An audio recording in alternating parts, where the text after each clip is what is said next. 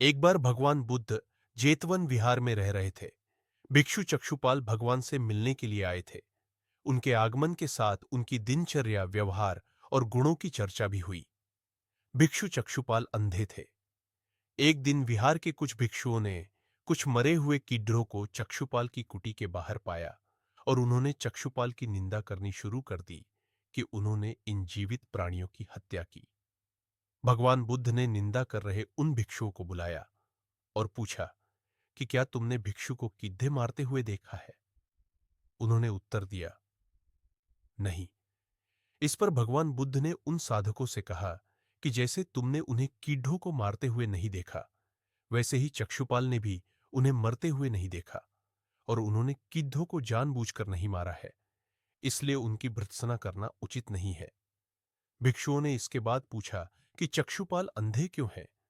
उन्होंने इस जन्म में अथवा पिछले जन्म में क्या पाप किए?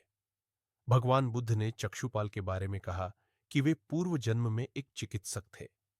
एक अंधी स्त्री ने उनसे वादा किया था कि यदि वे उसकी आंखें ठीक कर देंगे तो वह और उसका परिवार उनके दास बन जाएंगे। स्त्री की आंखें ठीक हो गईं, पर उसने दासी बनने के भय से यह मानने से इनकार कर दिया। चिकित्सक को तो पता था कि उस स्त्री की आंखें ठीक हो गई है, वह झूठ बोल रही है। उसे सबक सिखाने के लिए या बदला लेने के लिए चक्षुपाल ने दूसरी दवा दी। उस दवा से महिला फिर अंधी हो गई।